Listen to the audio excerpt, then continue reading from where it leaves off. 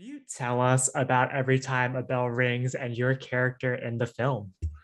Yes, of course. So every time a bell rings follows the Daniel sisters. There's Charlotte, Emily, it's me, I'm the middle sister, and Nora. And we come back to our, hometown of Natchez, Mississippi to just reconnect. It's our first Christmas together after our father has passed. And we come back and we discover that he's left us one final scavenger hunt to do together to hopefully bring us back together. And that was something we loved doing as children. We've grown apart, we've gone on our own separate, paths and tried to find more of ourselves. And in this process of, going back into our community and to our family and revisiting the sites and the places we would visit as children and just being with each other, we end up finding more of ourselves and our voice again and our center and what's important to us. Um, Emily, who I play as, is very career focused. She's really into her career. She's on a great path. She just eloped, she loves her husband, like everything's great. And the issue that she's dealing with is trying to integrate real life, like her, I guess all of the aspects of her life. And her husband, Paul, who's played by Ryan Sands, who I've had the pleasure of working with before, who's the loveliest human being in the world, really wants to have a family. And I just keep pushing it off to the side and hoping that maybe if I just don't talk about it or avoid it, then maybe it's not real or something I have to deal with just yet. Done it all throughout your career. What was it about this particular project and character that stood out to you? Well, I've got to say it's Erin Cahill. So Erin, I've known for years, and if have you ever met Erin before? I have not. She is one of those people that is just pure goodness and light. Like, it's not like, I remember the first time I met her, I'm like, how are you even real? It's just this very genuine, pure light that just lifts you up. And she's just an incredible human being. She's very talented. She's an incredible actress. But we also learned in this movie, she's also an incredible executive producer. And she made this movie happen through a hurricane, a tropical storm. She kept everyone safe and also made a great film. But going back to your question, the dream is always to be able to work with people that you know and that you love. There's something that's truly a gift about that. And here's a funny story, actually. So it was like a full moon. I can get kind of like mystical sometimes. And it was like a full moon, and I did like this little like crystal manifestation. And I said, you know what? I want to do a Hallmark Christmas movie. Just putting it out there. I'm going to do a Hallmark Christmas movie. The next day, I get a call from Miss Erin Cahill that says, hey, what are you doing in a couple months? And I was like, I don't know, I'm home with my baby, just hanging out, Los Angeles. She said, do you want to come with me to Natchez, Mississippi and film a Hallmark Christmas movie?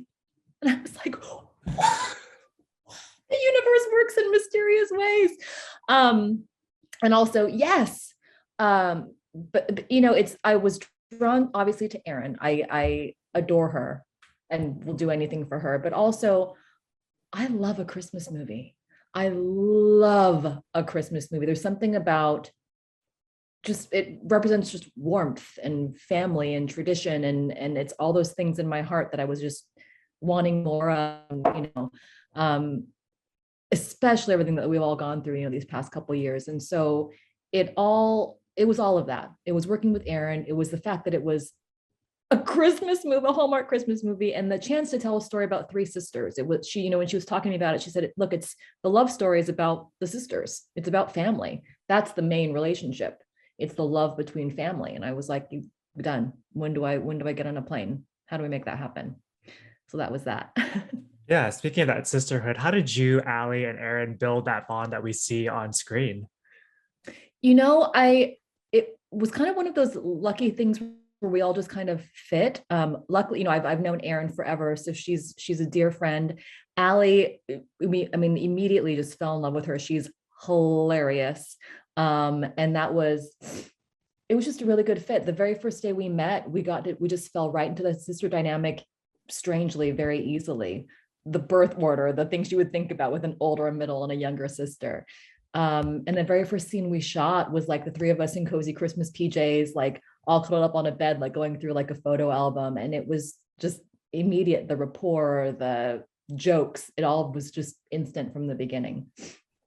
And like you were saying earlier, Emily is struggling with balancing her personal life and career, which is something that everybody can relate to. How did you prepare to step into her shoes? And when you're portraying something that's so universal, does that bring a different weight slash pressure to it? Oh boy. It's funny. So I just had my third child. Her name is McKenna. She was 4 months old when we flew to Mississippi to film this. And you think maybe after the third one, I'd have a little bit more like confidence in the whole thing, or a little bit more to offer about like, oh, this is how it's done. I've come to realize that we're all just kind of like figuring it out, making it work day by day. And what is working for me in that moment is different from, a different moment. And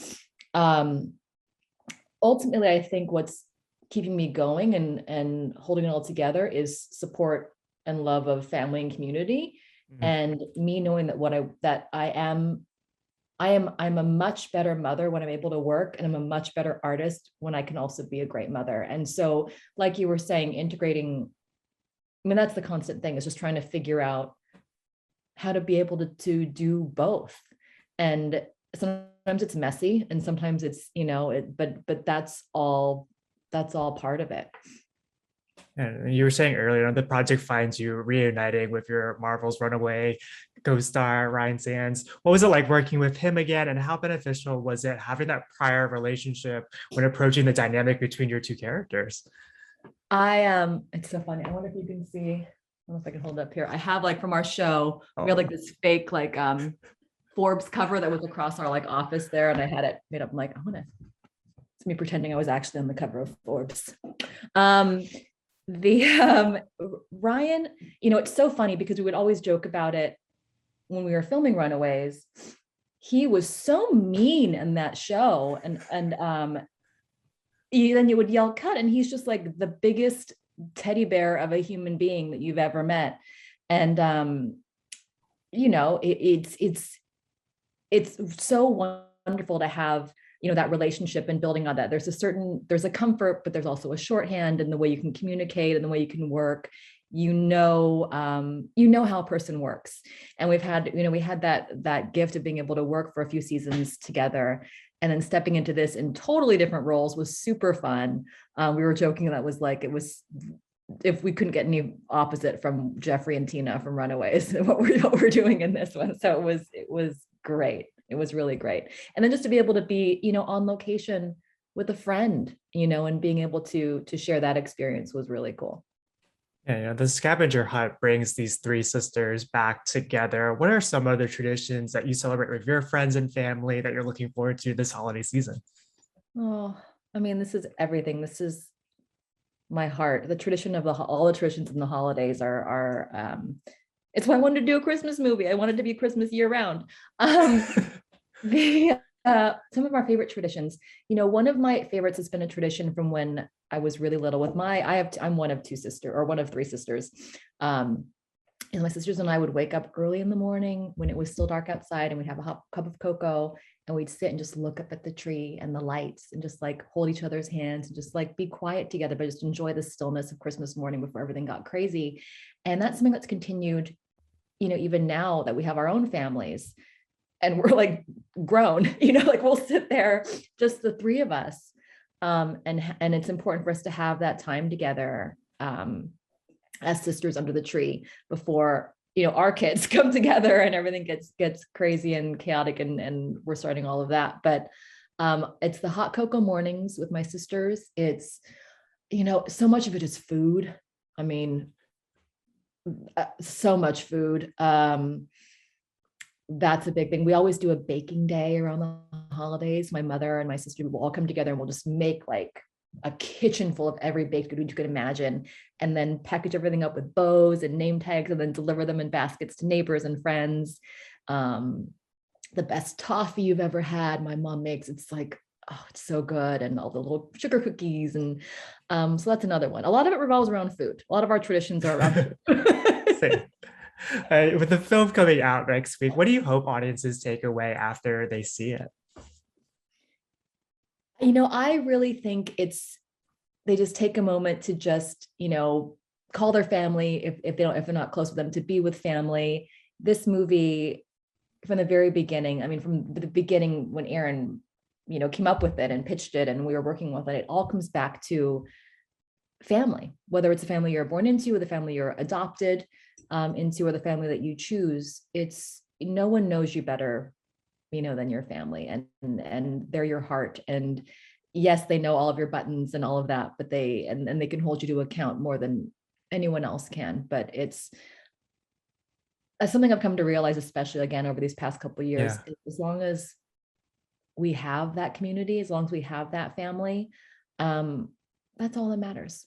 That's the most important thing. And so it's a super fun, heartfelt, beautiful movie. And I really feel like it just fills people's hearts and makes them, want to just reach out and give a family member a hug. Yeah. There are so many heartfelt moments within the film, and this is definitely something that we need right now. Is there a scene that you're really excited for your fans to see? Oh, it was so much fun. Also, it's funny going back to both of our love for food. There was so much good food in this movie. So much good. We did so much eating. So much eating. I think, I'm excited for them to see the community of Natchez. That was, they worked really hard. Erin and Daniel, our other producer, worked so hard in really making Natchez a character in the film and honoring their traditions and the restaurants and the bakers and just the community of Natchez. And I really hope it encourages people to kind of like, I don't know, go visit or just to learn more about the community and all of their what makes that town so special. I'm already missing like the bakeries there and the biscuits, some of the best biscuits actually I've had in my life. The jambalaya, I mean, everything. I hope it makes people hungry. I hope it makes them but anything with food, I hope they get to just, the beauty of Natchez was just there was this one scene we got to shoot riding our bikes over a bridge over the Mississippi River, and it's like, just beautiful, so beautiful. It was super fun. I got one final question for you, and it's a two-parter. Besides this film, where can fans see you next? And you manifested this role for you. If you can manifest another role, what would it be?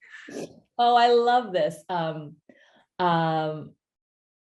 Okay, so next, I'm on the very final season of Grace and Frankie on Netflix. I am working on a project with my two sisters, called Sisters Ishibashi, about our life growing up as like a showbiz family. All of us are performers. We're all in the arts. As far as what I could manifest, I really want to just make stuff happen again with good people and friends. There's something about that we're just pure magic and happens. I feel like you can really feel the love that comes through with projects when you get to work with people that and love, that are in your heart. And now that I know the power of manifestation, I mean, this was crazy to get called the next day. Maybe it's just the magic of Erin Cahill. I'm not sure, but yeah, I mean, that's what I want. Just keep doing things right now that connect me with good people. I want to work with good people.